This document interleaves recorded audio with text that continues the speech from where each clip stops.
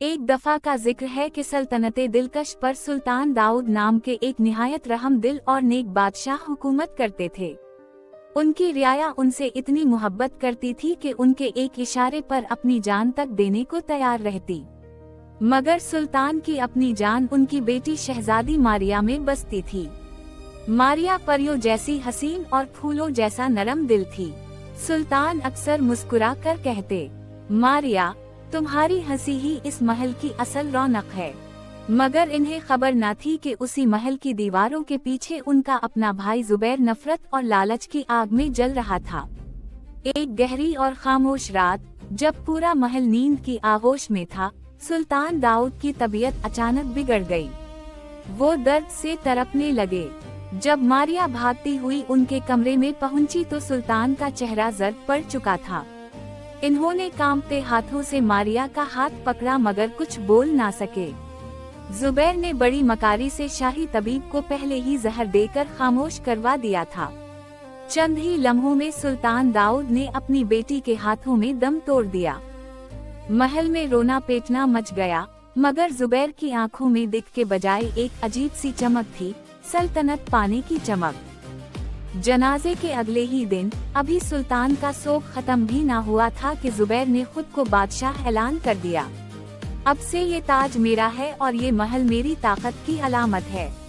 जब मारिया ने अपने चचा से पूछा, चचा, ये सब क्या हो रहा है, तो जुबैर का लहजा बदल गया। इसने गरज कर कहा, अब से ये ताज मेरा है और तुम इस महल की शहजादी नहीं बल्कि एक बूझ हो। मारिया समझ गई कि इसके बाबा का कातिल कोई और नहीं, उसका अपना चचा है। इससे पहले कि वो अवाम को बताती, जुबैर ने अपने सिपाहियों को हुक्म दिया कि मारिया को पूरा सरार कैदखाने में डाल दिया जाए। जिस कैदखाने में मारिया को डाला गया था वहाँ सूरज की किरण तक नहीं पहुँचती थी। दीवारों से टपकता ठंडा पानी और हर तरफ फैली खामोशी उसके दिल में खौफ भर रही थी। जुबैर ने सख्त हिदायत दी थी कि मारिया को सिर्फ इतना खाना दिया जाए कि वो जिंदा रहे, मगर वो खाना भी इतना गंदा होता कि मारिया इसे देखकर रो पड़ती।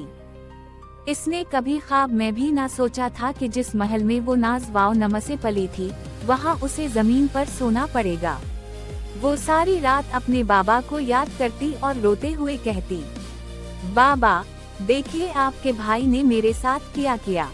दिन गुजरते गए और मारिया की हालत बिगड़ती गई, मगर उसके दिल में इंतकाम की एक चिंगारी सुलगने लगी थी। वो जानती थी कि अगर वो यहाँ रही तो मर जाएगी। एक रात जब बारिश बहुत तेज हो रही थी और बिजली कड़क रही थी, मारिया ने देखा कि कैदखाने का पुराना सिपाही नींद की आगोश में है और इसकी चाबियों का गुच्छा नीचे गिरा हुआ है। मारिया ने बड़ी होशियारी से दीवार के सुराख से हाथ बाहर निकाला और सांस रोके हुए वो चाबियां उठा लें। इसके हाथ कांप रहे थे मगर हौसला जवान था। इसने दरवाजा खोला और दबे पांव बाहर निकल आई। बारिश की वजह से महल के पहरेदार सुस्त थे।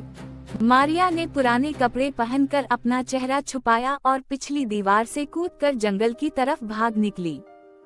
इसके पांव जख्मी हो चुके थे, कांटे उसके लिबास को चीर रहे थे, मगर वो रुकना नहीं चाहती थी।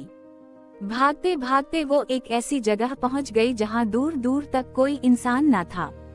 सिर्फ एक पुरानी झील थी और उसके किनारे एक पुरानी झोपड़ी से धुआं निकल रहा था। मारिया ने हिम्मत जुमा की और उस झोपड़ी की तरफ कदम बढ़ाए, ये सोचे बगैर कि वहाँ इसका क्या इंतजार कर रहा है। झोपड़ी के करीब पहुँचते ही मारिया की हिम्मत जवाब दे गई और वो बेहोश होकर गिर पड़ी।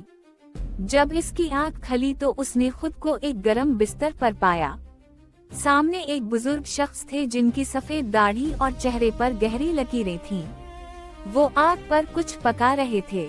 मारिया डर कर पीछे हटी, मगर बुजुर्ग ने नरम लहजे में कहा, डरो नहीं बेटी, तुम यहाँ महफूज हो। तुम्हारा नाम क्या है और तुम इस खतरनाक जंगल में क्या कर रही हो? मारिया ने रोते हुए अपनी पूरी दास्तान सुना दी, सुल्तान दाऊद की मौत से लेकर जुबैर के जुल्म तक। इस बुजुर्ग का नाम बाबा रहमत था। वो कभी सल्तनत के सबसे बड़े सिपा सालार रह चुके थे, मगर दरबार की साजिशों से तंग आकर यहाँ गोशा नशीन हो गए थे। इन्होंने मारिया की बातें सुनकर गहरी सांस ली और कहा, बेटी, रोने से हक नहीं मिलता। अगर तुम चाहती हो कि तुम्हारे बाबा के कातिल को सजा मिले तो तुम्हें खुद को बदलना होगा। तुम्हें एक नाजुक शहजादी से एक मजबूत जंगजू बनना होगा। मारिया की आंखों में एक अजीब सी चमक आ गई। इसने फैसला कर लिया कि वो अब कभी नहीं रोएगी। बाबा रहमत ने मारिया को नए कपड़े दिए और अगले ही दिन से इसकी तरबियत शुरू कर दी। इब्तिदा में मारिया के लिए तलवार उठाना भी मुश्किल था, इसके हाथों में छाले पड़ जाते थे। मगर जब भी वो थकती, उसे अपने बाबा का वो आखिरी चेहरा याद आ जाता। बाबा रहमत ने उसे न सिर्फ तलवारबाजी सिखाई बल्कि दुश्मन की चाल को समझने और सब्र करने का दर्स भी दिया। दिन हफ्तों में और हफ्ते महीनों में बदलते गए। जंगल की खामोशी में एक ऐसी तलवार तैयार हो रही थी जो जुबैर के तख्त को हिला देने वाली थी। वक्त तेजी से गुजरा और देखते ही देखते 5 तवील साल बीत गए।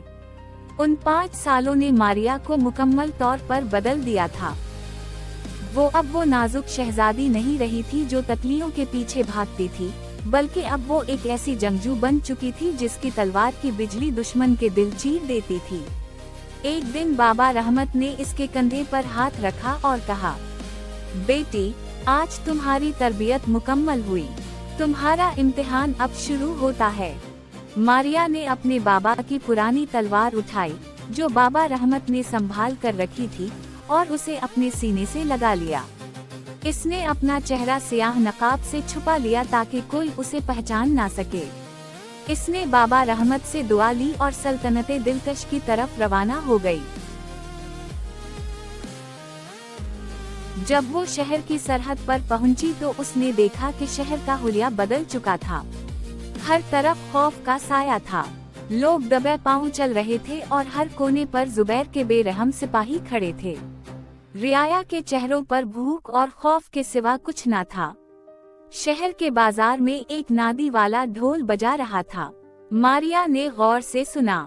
सुनो सुनो, सुल्तान जुबैर का बेटा शहजादा ज़रियब बरसों बाद परदेस से तालीम हासिल करके वापस आ रहा है। मारिया का खून खोल उठा। इसने सोचा, जालिम का बेटा भी जालिम ही होगा। इसने फैसला किया कि महल में दाखिल होने का यही बेहतरीन मौका है। शहजादा ज़रियब के काफिले पर हमला करके वो जुबैर तक पहुंचने का रास्ता बनाएगी। शहजादा ज़रियब का काफिला घने जंगल के रास्ते से गुजर रहा था। सिपाही ढोल। नेक्स्ट वीडियो में मिलते हैं। Part 2 coming soon.